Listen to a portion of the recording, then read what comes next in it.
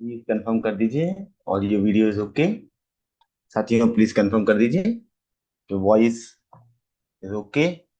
Thank you Mohit Mohammad Asif ji confirm करने के लिए। साथियों आज हमारा जो ये सेशन है, ये हमारा सेशन है प्रायोरिटी सेक्टर लैंडिंग के ऊपर। जो हमारा प्रायोरिटी सेक्टर है उसका रोल क्या है, एमएसएमई क्या है, इसका इंडियन इकोनॉमी में क्या योगदान है, इसके बारे में साथियों आज हम चर्चा करेंगे। जो ऑब्जेक्टिव होता है हमारा प्रायोरिटी सेक्टर का साथियों, ये रहता है जो हमारी इकोनॉमी है उस इकोनॉमी को बूस्ट करने के लिए जो हमारे प्रोडक्ट हैं इनको क्रेडिट के साथ लिंक किया जाए। तो ये क्या करेंगे, प्रायोरिटी सेक्टर लैंडिंग, इसका नाम से ही मालूम चल रहा है कि ऐसे सेक्टर जिस पर गवर्नमेंट फोकस कर रहा है इनको प्रायोरिटी दे रहा है। तो ये क्या करते हैं, ये इंश्योर करते हैं फ्लो ऑफ क्रेडिट को to certain productive sector of the economy. जैसे अनसर्व्ड जो हमारे पर्सन्स हैं who may not get timely and adequate credit in the absence. तो ऐसे हमारे पर्सन जो कि पर्याप्त क्रेडिट न होने के कारण उनको इग्नोर कर दिया गया या उनको टाइमली क्या है, उनको फंड नहीं मिल पाया जिसके कारण वो अपने उस सेक्टर को आगे नहीं बढ़ा पाए। तो ऐसे सेक्टरों को हम क्या कहेंगे, प्रायोरिटी सेक्टर कहेंगे। तो दो सेक्टर, द इकोनॉमी दैट में consider important for all overall the development, यानी ओवरऑल डेवलपमेंट के लिए साथियों, ओवरऑल डेवलपमेंट के लिए हमें क्या करना है, जो हमारे सेक्टर हैं इन सेक्टरों को हमें विशेष रूप से इनमें क्रेडिट लिंकेज कराना है। अब ऐसे सेक्टर कौन कौन से हैं साथियों हमारे, तो ये हमारे जो सेक्टर हैं साथियों, ये हमारे agriculture, small industry, MSME, education, housing, renewable energy. तो ये हमारे क्या हैं साथियों, प्रायोरिटी सेक्टर है। तो जुलाई 1968 में जो बैंक है उस बैंक ने क्या किया, प्रायोरिटी सेक्टर में फाइनेंस करने के लिए उसको एडवाइजरी जारी की गई। 1968 में क्या किया गया, जो प्रायोरिटी सेक्टर है हमारे, उन प्रायोरिटी सेक्टर में कुछ सेक्टर्स को ऐड किया गया। एग्रीकल्चर हो गया हमारा, कुछ इंडस्ट्रीज हो गई, माइक्रो जो हमारे स्मॉल इंडस्ट्रीज हैं इनको ऐड किया गया। उसके बाद 1974 में साथियों क्या किया गया कि जो हमारी प्रायोरिटी सेक्टर है इसको 40% पर फिक्स कर दिया गया कि जो भी हमारे बैंक हैं वो जितना भी फाइनेंस करेंगे उस फाइनेंस का 40% जो होगा वो प्रायोरिटी सेक्टर में फाइनेंस करना पड़ेगा। फिर देखा गया कि भाई केवल एग्रीकल्चर को ही पहले प्रायोरिटी सेक्टर माना जाता था। फिर बाद में क्या देखा गया कि भाई इसके अंदर भी सब सेक्टरों को ऐड किया जाए। तो 1980 में क्या किया गया कि जो हमारे सब सेक्टर हैं उनको ऐड ऑन किया गया।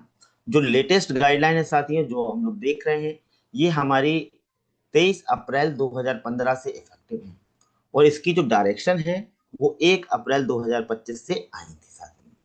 तो हमारे ये जो सेक्टर है वो क्या है, 7 सेक्टर हैं। इनको आप लोग क्रमबद्ध तरीके से अपनी कॉपी पर नोट डाउन कर लीजिए। पहला है हमारा एग्रीकल्चर, दूसरा है हमारा micro small and medium enterprises MSME, third है हमारा एक्सपोर्ट क्रेडिट, फोर्थ है हमारा एजुकेशन, देन हमारा housing, then social infrastructure and renewable energy. ठीक है साथियों। तो एग्रीकल्चर, इस एग्रीकल्चर के लिए क्या किया गया कि जो हमारा प्रायोरिटी सेक्टर है, प्रायोरिटी सेक्टर की लैंडिंग जो 40% पर फिक्स की गई, ये जो 40% पर फिक्स की गई ये किसके थ्रू की गई, ये हमारे एएनबीसी या फिर सीईओबी, जो भी इनमें से हाइयर होगा उसको हमने क्या किया, प्रायोरिटी सेक्टर पे फिक्स किया 40%। उस 40% में से सब सेक्टर बनाए गए, इनको अलग अलग टारगेट दिए गए। जैसे हमारा एग्रीकल्चर है इसको हमारा 18% दिया गया, एमएसएमई है, एजुकेशन है, एक्सपोर्ट क्रेडिट है, सोशल इंफ्रास्ट्रक्चर है और रिन्यूएबल एनर्जी है साथियों। साथियों जो हमारा कॉन्सेप्ट है प्रायोरिटी सेक्टर का वो क्या है, ये हमारा कॉन्सेप्ट है कि जो हमारे आरबीआई है, ये आरबीआई इंश्योर करता है कि जो ऐसे सेक्टर जो कि हमारे इकोनॉमी के लिए बहुत ज्यादा इंपॉर्टेंट है और छोटे छोटे लोन दे करके जो हमारे गरीब भाई हैं या फिर जो उभरते हुए जो एंटरप्रेन्योर हैं उनकी हेल्प की जाए। तो ऐसे सेक्टर को पहले तो चिन्हित किया गया। ठीक है, हमने क्या किया, 7 सेक्टरों को पहले चिन्हित किया और उन चिन्हित और इम्पोर्टेंट सेक्टर को इकोनॉमी में बूस्ट कराने के लिए, उनको क्रेडिट देने के लिए क्या किया गया, कॉन्सेप्ट रखा गया प्रायोरिटी सेक्टर लैंडिंग का। और इसमें आरबीआई ने एक लक्ष्य निर्धारित किया कि इतना पर्टिकुलर जो अमाउंट है वो प्रायोरिटी सेक्टर में आपको इन 7 सेक्टरों के अंतर्गत देना पड़ेगी। ठीक है, अगर आप नहीं कर पाते हैं, यदि हमारे बैंक प्रायोरिटी सेक्टर के टारगेट को पूरा नहीं कर पाते, तो इनको क्या होता है, एक शॉर्टफॉल अमाउंट जमा कराना होता है हमारे आरआईडीएफ फंड में। ठीक है, आरआईडीएफ जो हमारा फंड है आरबीआई का, तो उस अकाउंट में ये पैसे जमा कराना पड़ेंगे। उन्होंने ये भी कहा कि यदि कोई बैंक अच्छा प्रायोरिटी सेक्टर लैंड करता है और अपने टारगेट को अचीव कर लेता है, देन उसके पास जो भी सरप्लस फंडिंग होगी उसको वो क्या कर सकता है, उसको वो बेच भी सकता है। किसके थ्रू, पास थ्रू सर्टिफिकेट के थ्रू, है ना। तो एक क्या करते हैं, जो प्रायोरिटी सेक्टर लैंडिंग सर्टिफिकेट होते हैं इनको हम पीएसएलसी कहते हैं। ये 25-25 लाख रुपए के जो बैच होता है, उस बैच के रूप में एक बैंक क्या करता है, दूसरे बैंक को बेच करके अपने प्रायोरिटी सेक्टर लैंडिंग जो पैकेज है या जो हमारे लक्ष्य हैं उनको पूरा कराता है। तो यहाँ पर आप देखिए कि जो आरबीआई है वो प्रायोरिटी सेक्टर लैंडिंग पर कितना जोर दे रहा है कि आपको ये लक्ष्य पूरा करना है। अगर आप ये लक्ष्य पूरा नहीं कर पाते तो जो भी शॉर्टफॉल होगा, और उस शॉर्टफॉल के ऊपर बैंक रेट प्लस, अगर मान लीजिए कुछ परसेंट तक आपने किया तो 3%, अगर आपने बिल्कुल भी नहीं किया तो बैंक रेट प्लस 4%, अगर आपने थोड़ा किया 50% किया तो बैंक रेट प्लस 2%। तो ये एक मापदंड रखे गए कि इतना आपको अमाउंट आरआईडीएफ फंड में डालना पड़ेगा, और इस फंड का उपयोग प्रायोरिटी सेक्टर को बूस्ट करने के लिए आरबीआई करेगा। सेकंड ऑप्शन आरबीआई ने दिया कि यदि आप सरप्लस कर लेते हैं अपने टारगेट को, देन आप क्या कर सकते हैं, अपने सरप्लस प्रायोरिटी सेक्टर लैंडिंग को किसी दूसरे बैंक को आप दे सकते हैं। इसके लिए आप priority sector lending certificate issue कर सकते हैं और उसके ऊपर आप क्या कर सकते हैं, कुछ अमाउंट भी अर्न कर सकते हैं। तो आरबीआई आरबीआई देखिए यहाँ पर इंपॉर्टेंट सेक्टर को एडिक्वेट क्रेडिट देने के लिए कितना ज्यादा फोर्स दे रहा है।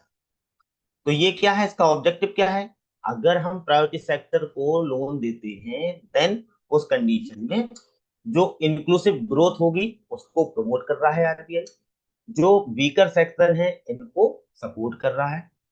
ठीक है, वीकर सेक्टर कैसे, हमने बताया ना, जो छोटे छोटे हमारे बिजनेस हैं, छोटी छोटी जो हमारी इंडस्ट्रीज हैं, इनको सपोर्ट करना है। ठीक है, वीकर सेक्शन का भी एक टारगेट मिलेगा। एग्रीकल्चर के लिए भी टारगेट है, इनकरेज एम्प्लॉयमेंट जनरेशन। तो अगर हम क्या करते हैं, एमएसएमई को लोन कर रहे हैं, एमएसएमई को लोन कर रहे हैं, तो क्या होगा, एम्प्लॉयमेंट जनरेशन होगा। तो इसको भी क्या करता है, हमारा प्रायोरिटी सेक्टर लैंडिंग जो है वो इंकरेज करता है।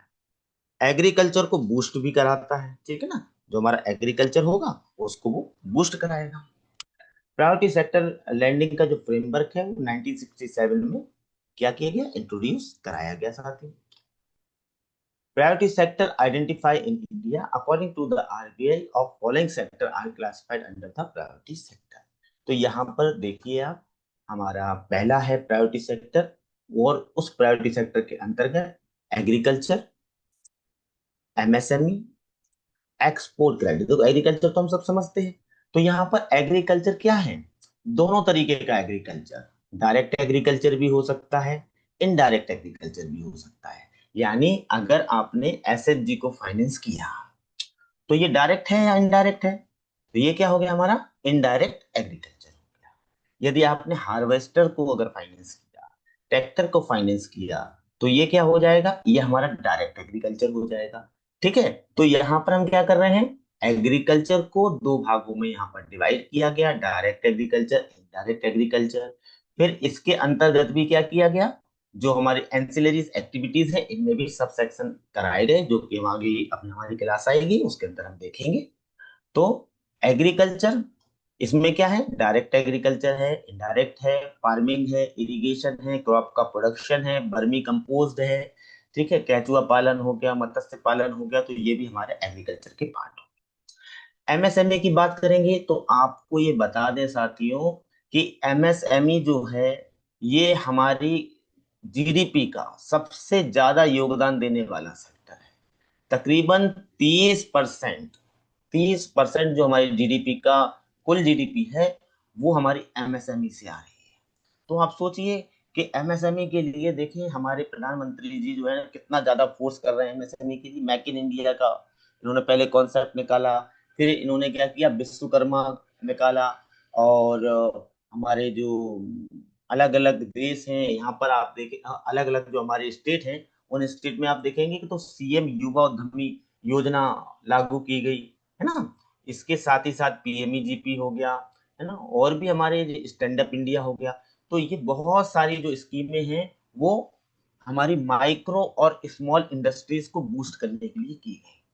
इससे होता क्या है, एमएसएमई अगर किसी कंट्री का अच्छा होगा तो उसकी जीडीपी बढ़ेगी, क्योंकि इससे क्या हो रहा है, एक आदमी यदि कोई इंडस्ट्री डालता है तो वो एम्प्लॉयमेंट देता है दूसरों को। और उस एक एमएसएमई से केवल एक का फायदा नहीं होता, एक व्यक्ति का फायदा नहीं होता, इससे जुड़े हुए एक चेन बनती है, पूरी की पूरी एक सप्लाई चेन होती है।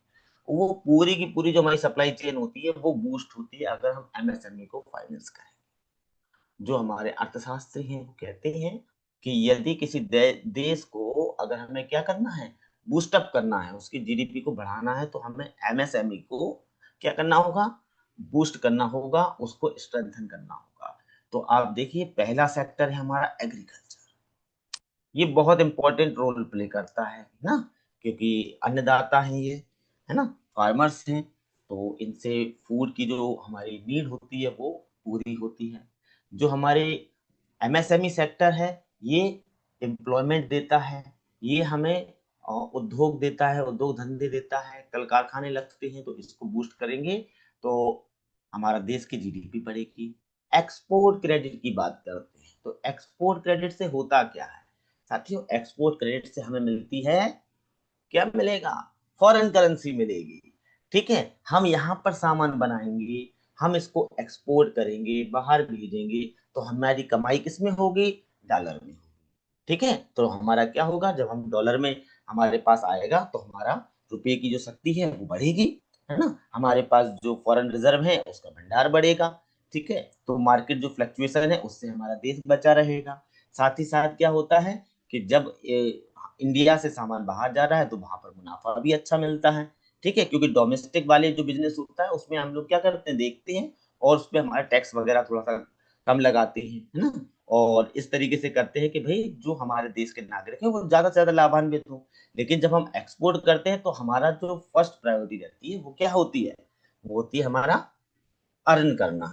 ठीक है, हमारा क्या होता है, प्रॉफिट को अर्न करना। तो यहाँ पर एक्सपोर्ट क्रेडिट अगर हम करेंगे, ज्यादा करेंगे, तो क्या होगा, हमारे पास फॉरेन करेंसी आएगी, हमारे इंटरनेशनल जो संबंध हैं वो सुधरेंगे, और ये हमारे इकोनॉमी को बूस्ट भी करेगा। साथियों, एजुकेशन, है ना, तो education it is not a business, it is a basic need.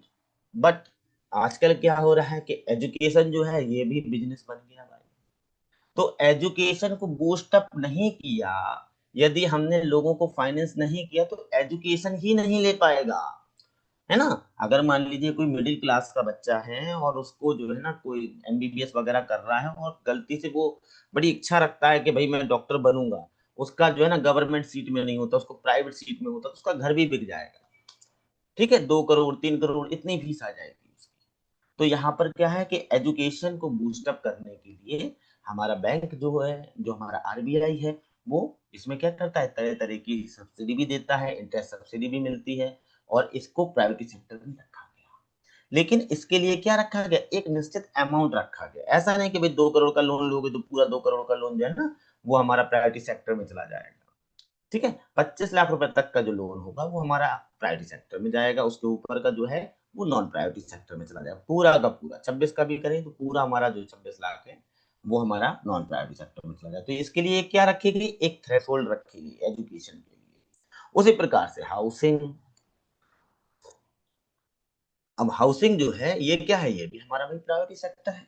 क्यों, क्योंकि it is a basic need, सबको जरूरत है। लेकिन अब कोई आ जाए, भाई अंबानी ने भैया वो बनवाया, कौन सा बनाया था, एक अंटालिक नाम मुझे थोड़ा मिस कर रहा हूँ मैं। ठीक है, तो ये इन्होंने बहुत बड़ी एक बिल्डिंग बनाई, उन्होंने कहा कि भाई ये हमारी हाउसिंग प्रोजेक्ट है, इसको फाइनेंस कर दें। तो वो हमारा प्राइवेट सेक्टर में आएगा कि नहीं आएगा? वो नहीं आएगा। क्यों? क्योंकि यहाँ पर ऐसे हाउसिंग लोन जो कि अफोर्डेबल हाउसिंग में आती हो।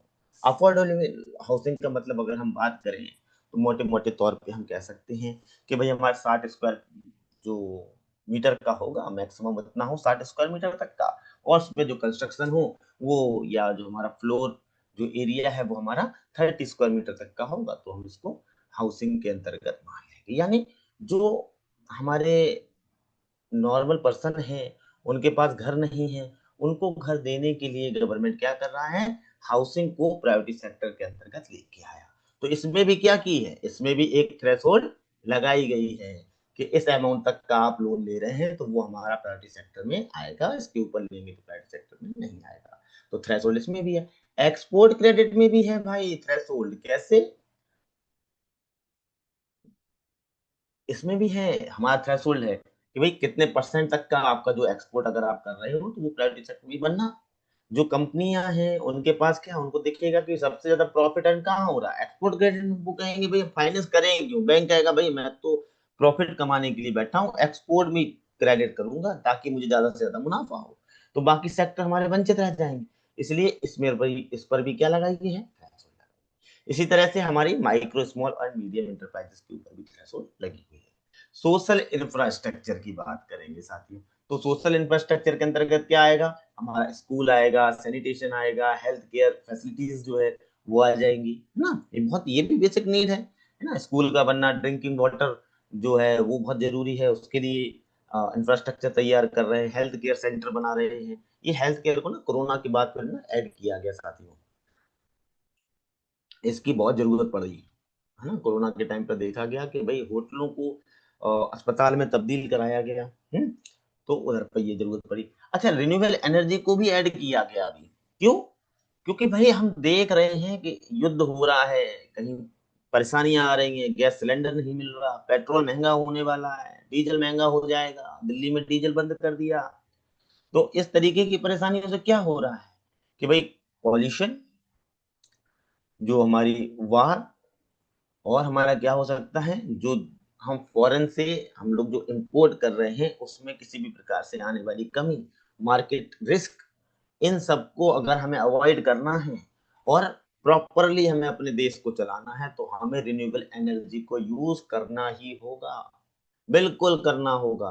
तो इसके लिए क्या बनाई गई, देखो भाई कुसुम योजना आई, इसके लिए सोलर की आई, है ना, बायोमास आया विंड एनर्जी के लिए। तो ये रिन्यूएबल एनर्जी को हमारी सरकार चाहती है, आरबीआई चाहता है, और ये नीड है कि भाई हम इसको क्या करें, बूस्ट अप करें। और अदर सेक्टर आता है, अदर सेक्टर क्या होते हैं, हमारे बीगर सेक्शन।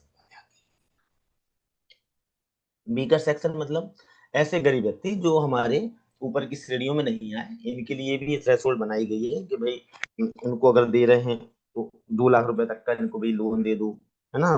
छोटे छोटे से लोन जो आप बांट रहे हैं, तो ये साथी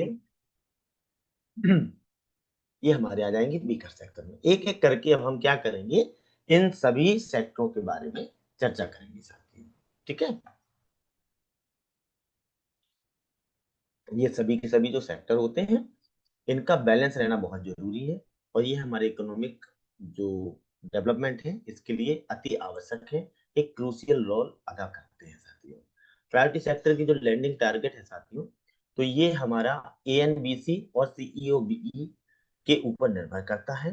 आप लोगों के एग्जाम में एएनबीसी का फुल फॉर्म कई बार पूछा गया है, तो आप इसको नोट कर लीजिए, एडजस्टेड नेट बैंक क्रेडिट। और सीईओबी का जो फुल फॉर्म है वो है credit equivalent of of balance sheet exposures.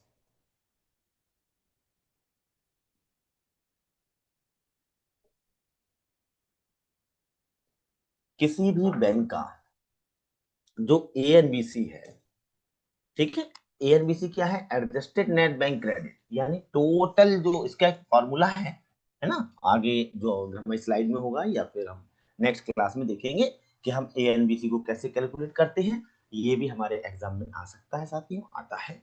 तो एएनबीसी क्या है, एडजस्टेड नेट बैंक क्रेडिट, मतलब कि हमने कितना लोन, कितना जो है ना एडवांस दिया, ठीक है, उसमें से हमारे फॉरेन रिजर्व्स कितने हैं, फॉरेन से कितना हमारा लोन है, उसको हम एडजस्ट कर देंगे, कितना हमने बैंक गारंटी के फॉर्म में इशू किया, तो ये सब मिला करके एक फॉर्मूला बनेगा। उस पूरे फॉर्मूले से हमारा एएनबीसी निकलता है। इसका फुल फॉर्म होता है एडजस्टेड नेट बैंक क्रेडिट, यानी जो किसी बैंक का जो बैंक क्रेडिट है उसको एडजस्ट करने के बाद जो नेट बैंक क्रेडिट बनेगा उसको हम एएनबीसी कहेंगे। सेकंड है हमारा credit equivalent of balance sheet exposures. तो ऑफ बैलेंस शीट एक्सपोजर्स क्या होते हैं? ये होता है फंड बेस्ड और ये होता है हमारा नॉन फंड बेस्ड। ठीक है, तो जो हमने एलसी जारी की है ना, या बैंक गारंटी जारी की, तो ये सब क्या हो जाएंगे? हमारे ऑफ बैलेंस शीट एक्सपोजर्स होते हैं। ठीक है, ऑफ बैलेंस शीट एक्सपोजर ये क्या होते हैं? फुट नोट के ऊपर हमारे बैलेंस शीट्स में रहते हैं। और ऐसे हमारी लायबिलिटी जो हो सकती है और भविष्य में या फिर नहीं भी हो सकती। अगर उसने रिपे कर दिया कस्टमर ने तो कोई लायबिलिटी नहीं होगी, अगर उसने पे नहीं किया तो बैंक उसके लिए बाध्य है ना। अब बैंक ने क्या किया? लेटर ऑफ क्रेडिट इशू कर दिया, कोई एलसी जारी कर दी, कोई बैंक गारंटी जारी कर दी, है ना, किसी की गारंटी दे दी। तो ये सब क्या होता है? बैलेंस शीट के ऊपर हमें फुट नोट में दर्ज कराना होता है और अपनी बैलेंस शीट में दर्शाना होता है। तो ये होता है हमारा सीईओबी। तो जो भी टारगेट इशू किए जाते हैं प्रायोरिटी सेक्टर लैंडिंग के, उनका जो बेस होता है वो होता है आपका फंड बेस्ड क्रेडिट या फिर नॉन फंड बेस्ड क्रेडिट, इनमें से जो भी ज्यादा हो। ठीक है, विच एवर इज हायर, इस हायर को ना अंडरलाइन कर लेना, विच एवर इज हायर, जो ज्यादा होगा उसके आधार पर हमारी priority sector lending target fix की जाएंगे। अब किसी बैंक ने, है ना, फंड बेस्ड जो उसका निकल के आ रहा है टोटल एएनबीसी जो है वो आ रहा है, जैसे मान लीजिए 100 करोड़, और दूसरा जो हमारा नॉन फंड बेस्ड है वो आ रहा है 120 करोड़। ठीक है, तो हम फिर जो टारगेट फिक्स करेंगे ना 120 करोड़ के ऊपर करेंगे। इसीलिए यहाँ पर बताया गया कि एएनबीसी या फिर सीईओबीई, इन दोनों में से जो भी ज्यादा होगा उस पर प्रायोरिटी सेक्टर लैंडिंग के टारगेट को सेट किया जाएगा। एक क्वेश्चन इससे तो बन ही जाएगा आपका, है ना, एग्जाम में आता है। और ये छोटा सा पॉइंट रखते हैं वो विच एवर इज हायर, है ना, उसके इक्विवेलेंट। तो हम कहते हैं भाई हम लगा के तो सही आए हैं, है ना, क्या है इसमें ये आंसर कैसे होगा? तो यहाँ पर ना कीवर्ड को पकड़ना होता है, हायर वर्ड को यहाँ पर पकड़ेंगे। ठीक है, अच्छा, फंड बेस्ड की बात करेंगे तो ये एनबीसी से निकलेगा, नॉन फंड बेस्ड की बात करेंगे तो सीईओ बीई से निकलेगा। ठीक है, अब यहाँ पर जो है ना कुछ कैटेगरी बताई गई। इन्होंने कहा कि जो डोमेस्टिक कमर्शियल बैंक हैं वो अपने एएनबीसी या फिर सीईओ बीई के जो भी उनमें से ज्यादा होगा उसका 40% फाइनेंस करेंगे वो प्रायोरिटी सेक्टर में करेंगे। प्रायोरिटी सेक्टर कौन से हैं? जो हमने सात अपने जो सेक्टर जो देखे थे ना अभी पिछली स्लाइड में, वो हमारे क्या है? प्रायोरिटी सेक्टर है। तो जितना भी फंड बेस्ड क्रेडिट या फिर नॉन फंड बेस्ड क्रेडिट होगा उसका 40% जो फाइनेंस होगा वो कहाँ किया जाएगा? हमारे प्रायोरिटी सेक्टर के अंतर्गत। अच्छा, फॉरेन बैंक, अब ये फॉरेन बैंक भी दो तरीके की है। ठीक है, एक है लेस देन 20% और एक है हमारा मोर देन 20%। ठीक है, तो जो मोर देन 20% है उसको हम ट्रीट करेंगे as a domestic commercial bank. तो यहां पर डोमेस्टिक कमर्शियल बैंक लिखा है ना, इसी के बगल में लिख लीजिए foreign bank more than 20 branches in India. ठीक है, तो उन दोनों के लिए सेम टारगेट होंगे। क्या सेम टारगेट है? एएनबीसी या फिर जो हमारा सीईओ बीई है उसका 40% साथी, उसका 40% की बात करेंगे। अच्छा, जो हमारा लेस देन 20% है तो अब यहां पर भी 40% है, तो फिर दोनों में फर्क क्या हो गया? दोनों में फर्क क्या हो गया? हम्म अगर मान लीजिए मोर देन अगर 20% है तो भी 40% बोला है, अगर मान लीजिए लेस देन 20% है तो भी 40% बोला है, तो कुछ तो डिफरेंस होगा। तो वो डिफरेंस क्या है? कि ये जो 40% है अगर वो लेस देन 20% है तो out of which up to 32% can be in the form of export credit। ठीक है, यानी जो लेस देन 20% है वो क्या कर सकते हैं? इसमें से 32% तक एक्सपोर्ट क्रेडिट को फाइनेंस कर सकते हैं। और कम से कम, अब देखिए 40 में से 32 गए, कितने बचे? 40 माइनस 40 माइनस 32 इक्वल टू 8। तो जो बचे हुए 8% है उसको प्रायोरिटी सेक्टर में, किसी भी प्रायोरिटी सेक्टर में क्या करना पड़ेगा? उसको फाइनेंस करना पड़ेगा। समझ रहे हो? तो यहाँ पर इसलिए लेस देन 20% की अगर बात कर रहे हैं तो यहाँ ये कैसे चेंज है? ये इस प्रकार से चेंज है, जो 20 ब्रांच से ज्यादा अगर फॉरेन बैंक हैं तो उसके लिए सेम टारगेट है, ठीक है? जैसा कि डोमेस्टिक कमर्शियल बैंक के लिए, जैसा स्टेट बैंक के लिए है, सेंट्रल बैंक के लिए है, जैसा पीएनबी के लिए है, तो ये सेम होगा। Foreign bank more than 20% branches. जो हमारे फॉरेन बैंक हैं जिन जो कि 20 ब्रांचों से कम है, तो वहां पर जो प्राइवेट सेक्टर का जो टारगेट है वो है तो 40%। लेकिन इस 40% में से अगर वो चाहे तो 32% तक वो एक्सपोर्ट क्रेडिट कर सकता है। और बाकी के 8% जो बचे तो उसमें से वो अपनी मर्जी से चुन करके, जो हमारे 7 सेक्टर में से 6 बचे, 7 में से एक्सपोर्ट क्रेडिट भी था हमारा, तो वो क्या करेगा? बाकी के जो हमारे 6 सेक्टर बचे हुए हैं उन सेक्टर में कहीं पर भी फाइनेंस करके कम से कम 8% तो टारगेट को अचीव करेगा। आरआरबी की बात करेंगे साथियों। जो हमारा आरआरबी है, ये टारगेट इसको कितना मिला? 75%। 75%। क्यों? क्योंकि भाई इसका नाम में ही देखिए रूरल आ गया। रूरल आ गया इसका मतलब ये कहाँ है? ये सीधे रूट से जुड़ा हुआ है।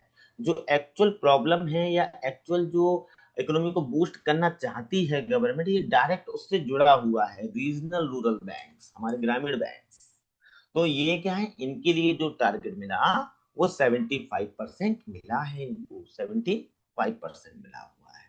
और इनको बीकर सेक्शन में भी ज्यादा करना है, 15% करना है। डोमेस्टिक कमर्शियल जो है इनको 12% करना होता है, लेकिन आरआरबी को 15% करना होता है। अच्छा, स्मॉल फाइनेंस बैंक की बात आ गई। ये स्मॉल फाइनेंस बैंक जो है, शुरू में ना पहले इसका टारगेट भी ना 75% हुआ करता था।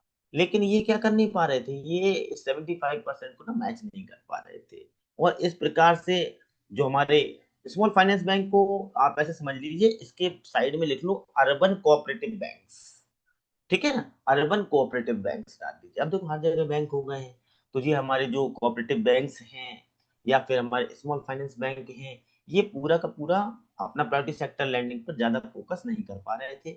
उनको अपने टारगेट मीट कराने के लिए उनको अदर दूसरे फाइनेंस पर ये जा रहे थे। तो इनके लिए क्या किया गया, एक राहत दी गई कि भाई तुम पहले 75% कर रहे थे, उसमें शॉर्टफॉल ज्यादा हो गया जो कि रेगुलर चल रहा है, तो आप एक काम करो, 60% जो है ना वो फाइनेंस कर लो।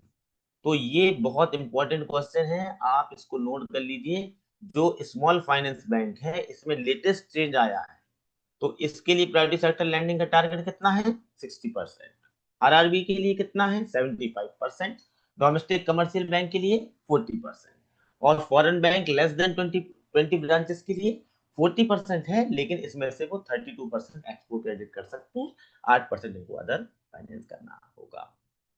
चलिए साथियों, और नेक्स्ट हम अपनी स्लाइड पर देखेंगे private sector lending target. Private sector target जो है, ये सब मैंने बताया आपको कि एएनबीसी और सीयूबीई इनके ऊपर कैलकुलेट किए जाते हैं। एग्रीकल्चर का जो टारगेट है वो है 18% ऑफ एएनबीसी। माइक्रो इंडस्ट्रीज जो है इसका जो टारगेट है वो है साथियों 7.5%। और बीगर सेक्शन का कितना है? 12%। लेकिन अगर ये बीगर सेक्शन की हम बात करेंगे आरआरबी के लिए, तो यहाँ पर चेंज हो जाएगा 15%। क्वेश्चन यही बनेगा, क्वेश्चन यही बनेगा। 18% की बात कर रहा है, ये तो सबको पता है कि भाई एग्रीकल्चर का टारगेट 18%। माइक्रो का भी सबको पता है 7.5%। लेकिन बीकर का भी सबको पता है कि सब जगह कितना है? 12%। लेकिन आरआरबी के लिए कितना है? आरआरबी के लिए 15%। तो ये क्या हो गया, एक अलग से हिडन क्वेश्चन है। तो इस प्रकार के क्वेश्चन एग्जाम में आते हैं, तो आप इसको नोट कर लीजिएगा। बीकर सेक्शन में 15% ऑफ एनबीसी और बाकी सभी अदर के लिए 12%। ये जो हमारा सामने आपको एक टेबल दिखाई दे रही है, इसमें लेटेस्ट चेंज साथियों अभी हुए हैं। अगर हम माइक्रो इंडस्ट्री की बात करें तो इसमें यदि कोई हमारी इंडस्ट्री इन्वेस्टमेंट कर रही है, तो इन्वेस्टमेंट अगर वो 2.5 करोड़ तक का करती है तो हम उसको माइक्रो इंडस्ट्रीज कहेंगे। स्मॉल इंडस्ट्री हम किसको करेंगे? अगर कोई ढाई ढाई करोड़ से ऊपर कहाँ तक कर रही है, 25 करोड़ तक, तो उसको हम कहेंगे स्मॉल इंडस्ट्री। अगर किसी कंपनी का जो इन्वेस्टमेंट है वो 25 करोड़ से ऊपर कहाँ तक है, 125 करोड़ तक है, 125 करोड़ तक, तो ये हो गया मीडियम।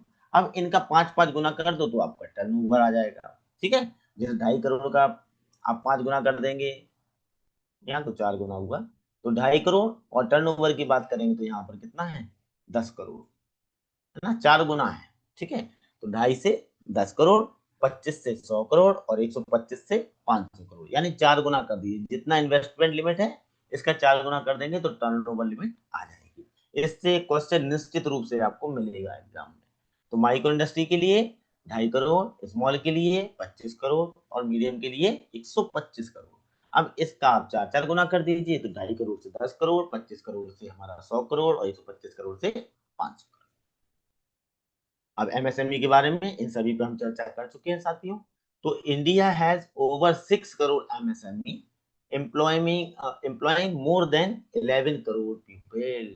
देखिए कितना ज्यादा ये एम्प्लॉयमेंट दे रहा है, 11 करोड़ से ज्यादा लोगों को रोजगार दे रहा है एमएसएमई। ठीक है, अब नेक्स्ट देखेंगे कि एमएसएमई जो है वो किस प्रकार से कंट्रीब्यूट कर रहा है जीडीपी में। तो लगभग 30% जो कंट्रीब्यूशन है जीडीपी का वो एमएसएमई से आ रहा है। 40% जो है वो टोटल एक्सपोर्ट से आ रहा है, और इसमें से 45% जो है वो मैन्युफैक्चरिंग आउटपुट से आ रहा है sir. MSME also account for significant employment generation in India. इतना समझ लो भाई कि अगर एमएसएमई हमारा मजबूत है तो देश हमारा मजबूत है, तो देश हमारा मजबूत है। जीडीपी का 30% दे रहा है। ठीक है, और जो टोटल एक्सपोर्ट है उसका 40% एमएसएमई है। सोचिए आप, जितना भी आप सामान एक्सपोर्ट कर रहे हैं, है ना, तो उसमें से 40% हमारा एमएसएमई, यानी बाकी हम भेज क्या रहे हैं, है ना, बाकी क्या है, 60% ही बचा है। 60% में हमारा पूरा एग्रीकल्चर जा रहा होगा, हमारी दूसरी चीजें जा रही होंगी, हमारा हेल्थ केयर जा रहा होगा। ओनली मतलब 100 में जो ना केवल हमारा जो है वो हमारा एमएसएमई सेक्टर ले जा रहा है। तो आप समझिए कितना इंपॉर्टेंट है ये। अगर एमएसएमई डाउन हुआ तो सब कुछ खत्म ही हो जाएगा। एम्प्लॉयमेंट खत्म हो रहा है, एक्सपोर्ट खत्म हो रहा है ना। तो आप ये देखिए कि एमएसएमई को बूस्टअप करना कितना जरूरी है, और हम लोग एमएसएमई से ही भागते हैं, है ना। कोई एमएसएमई कराने आ गया तो उससे कहते हैं, भाई एमएसएमई डोनेशन नहीं होता, आपकी बैलेंस शीट हम नहीं पढ़ पाएंगे, आप तो भाई बड़ी फाइल ला दो, ऑनलाइन डाल दो, हम ऊपर जा करके फॉरवर्ड कर देंगे। और एमएसएमई लोगों को लोन करने में सबसे ज्यादा हम लोग सकते हैं। ठीक है, क्योंकि उसमें मेहनत लगती है, हमें स्टॉक स्टेटमेंट लेना पड़ती है बार बार, हमें इंश्योरेंस कराना होता है, हमें जो है ना उसकी बैलेंस शीट का क्लोजली ऑब्जर्वेशन करना होता है, उसका प्री सैंक्शन करना होता है, पोस्ट सैंक्शन करना होता है, समय समय पर उसको जाना होता है, देखना होता है उसकी लिमिट सही चल रही है नहीं चल रही है। तो ये सारी चीजें हमें देखना होती हैं, है ना। एक दिन में अगर आपके पास एमएसएमई ज्यादा होंगे ना, वो ब्रांच समझ सकती है कि अगर कहीं पर एमएसएमई ज्यादा है तो उस ब्रांच में जो एमएसएमई की फाइल है दिन में कम से कम 2 या 3 बार तो निकलती है एक आदमी की फाइल। पहले आएगा, उसमें वो लग जाएगा, स्टॉक लग जाएगा, कभी उसको बैलेंस शीट चाहिए होगी, कभी कुछ और होगा, है ना, कभी जो है ना उसको नेटवर्क वगैरह चाहिए होती है, बहुत सारी चीजें होती हैं, इसलिए एमएसएमई को लोग थोड़ा सा कम करते हैं। इसीलिए आरबीआई ने बोला ना, अभी एक सर्कुलर जारी हुआ था आरबीआई का, तो उसमें ये कहा ना कि अगर किसी ब्रांच में जो टोटल लोन एडवांस है अगर उसका 60% अगर एमएसएमई का है, तो हम उसको एमएसएमई स्पेसिफिक ब्रांच कहेंगे। उसको स्पेशल जो है ना ट्रीट किया जाएगा, उसको अलग से रिकॉग्निशन किया मिलेगा उसको कि ये हमारी एमएसएमई ब्रांच है। अगर हमारा 50% 60% जो है ना टोटल लोन का उस ब्रांच का अगर 60% अगर एमएसएमई से आ रहा है। ठीक है, शहरों में तो बहुत होते हैं एमएसएमई, लेकिन रूरल ब्रांचेस में ना आदमी एमएसएमई को नहीं करता, वहां पर भी करना चाहिए। तो 30% जीडीपी का ग्रोथ, टोटल एक्सपोर्ट का 40%, मैन्युफैक्चरिंग यूनिट ओवर 45%। सोचिए मैन्युफैक्चरिंग जितना भी कर रहा है इंडिया, उसका 45% से अधिक केवल एमएसएमई कर रहा है। तो हम लोग का एग्रीकल्चर है कहाँ, हम लोग की दूसरी चीजें हैं कहाँ। आप समझ जाइए, सर्विस सेक्टर है, मैन्युफैक्चरिंग कितना हो रहा है, बहुत जरूरी है ये। बैंक की क्रेडिट एमएसएमई के बारे में बात करेंगे तो भाई मुद्रा है, है ना। क्रेडिट की बहुत सारी स्कीम है जो कि हम आगे पढ़ेंगे साथियों। वर्किंग कैपिटल लोन्स है, इसका असेसमेंट भी हम लोग देखेंगे, किस प्रकार से हम लिमिट देखते हैं, किस प्रकार हमारा जो गवर्नमेंट है ये कई तरीके की एमएसएमई की स्कीम्स निकाल रहा है एमएसएमई को बूस्ट करने के लिए। हाँ, तो एमएसएमई को बूस्ट करने के लिए हमारा गवर्नमेंट ने आत्मनिर्भर भारत, है ना, make in India concept, startup India, इसके बारे में भी हमने चर्चा की थी। और SC ST और वुमेन इंटरप्रेन्योर के लिए स्टैंड अप इंडिया के भी ना दो फॉर्मेट आ गए साथियों। अभी हम आगे हमारा जब प्रायोरिटी सेक्टर के बारे में आगे देखेंगे ना, तो इसका भी सेकंड वर्जन आ गया है, उसको भी हम देखेंगे। Emergency credit line guarantee scheme, ECLGC जो है ना, ये भी प्रोवाइड किया गया। इसमें क्या है, कोलेट्रल फ्री लोन प्रोवाइड कराए गए हैं। तो कोलेट्रल फ्री लोन देखो 10 लाख तक तो मैंडेटरी है कि 10 लाख रुपए तक हम जो भी MSME का लोन दे रहे हैं उसमें कोलेट्रल नहीं लेनी है। ठीक है, वो दे कस्टमर तब भी नहीं लेनी है, हमें उसको CGT MSME में ही कवरेज कराना है। तो इस तरीके की गवर्नमेंट ने बहुत सारे इनिशिएटिव्स लिए हैं हमारे MSME को बूस्ट अप करने के लिए। और इसके साथ ही साथ MSME को बूस्ट अप करने के लिए इन्होंने क्या किया, लिंक इंसेंटिव प्लान भी लेकर के आए हैं। यानी MSME अगर हमारा जो सेक्टर है उसमें अगर हम लोन वगैरह कर रहे हैं, उसमें हम एडवांस कर रहे हैं, तो उनको क्या मिलेगा, एक फाइनेंशियल इंसेंटिव्स मिलता है। तो वो जो फाइनेंशियल इंसेंटिव है वो मिल रहा है किस लिए, इसलिए मिल रहा है कि वो MSME में हम ज़्यादा से ज़्यादा लोन कर पाए और हमारे मैन्युफैक्चरिंग को हम इसमें इनकरेज कर पाए, बढ़ा पाए। ठीक है, हमारे प्रोडक्शन बढ़े, हमारा एक्सपोर्ट बढ़े, ओवरऑल हमारा MSME को बूस्ट अप करते हैं। तो इस स्कीम में 13 सेक्टर को इंक्लूड किया गया है। देखिए ये क्वेश्चन आ सकता है कि प्रोडक्ट लिंक इंसेंटिव स्कीम में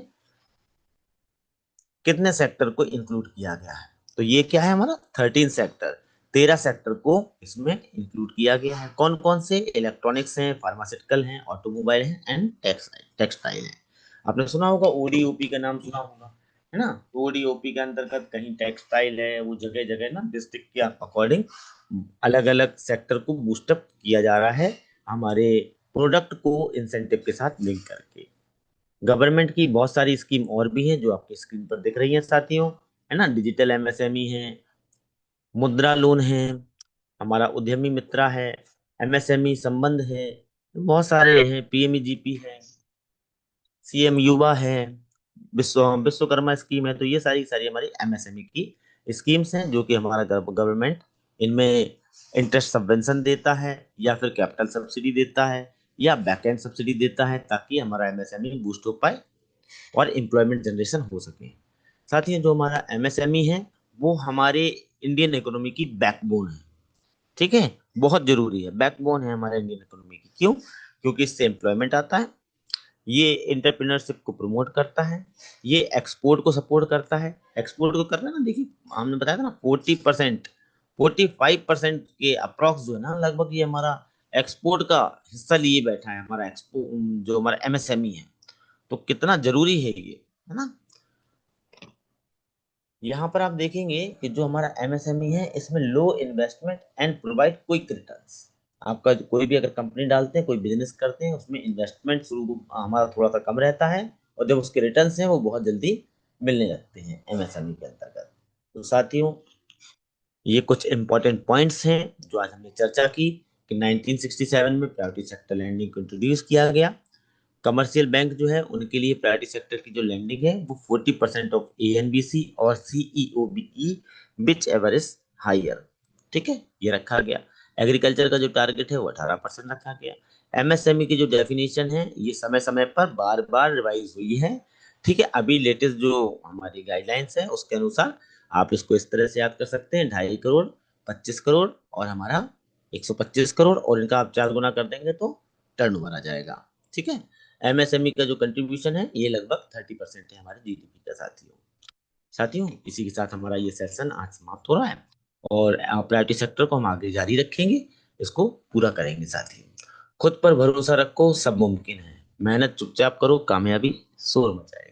इन्हीं शब्दों के साथ मैं अपने सेशन को यहाँ विराम देता हूँ। गुड नाइट साथियों।